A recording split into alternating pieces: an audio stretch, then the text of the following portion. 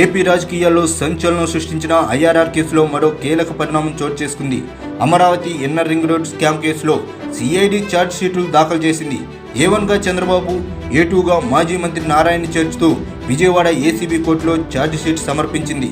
లోకేష్, లింగంనేని రాజశేఖర్తో పాటు రమేష్ను కూడా ముద్దాయిలుగా చేర్చింది. సింగపూర్తో చంద్రబాబు ప్రభుత్వం తప్పుడు ఒప్పందం చేసుకుందని, గవర్నమెంట్ ఒప్పందమే జరగలేదని సిఐడి పేర్కొంది. కాగా చంద్రబాబు నాయుడు ప్రభుత్వం ఉన్న హయాంలో ఐఆర్ఆర్ మాస్టర్ ప్లాన్లో అవకతవకలు జరిగాయని సిఐడి కేసు నమోదు చేసిన సంగతి తెలిసిందే. ఐఆర్ఆర్ అలైన్మెంట్లో అప్పటి ముఖ్యమంత్రి చంద్రబాబు కన్సర్న్లోనే అక్రమాలు జరిగాయని ఆరోపిస్తూ సిఐడి ఈ కేసులో నిందితుడుగా చేర్చింది. ఐఆర్ఆర్ అలైన్మెంట్ ద్వారా చంద్రబాబు కుటుంబానికి చెందిన హెరిటేజ్ సంస్థతో పాటు పారిశ్రామికవేత్త లింగంనేని రమేష్, మాజీ మంత్రి నారాయణ ఫ్యామిలీ లబ్ధి పొందారని సిఐడి ఆరోపించింది.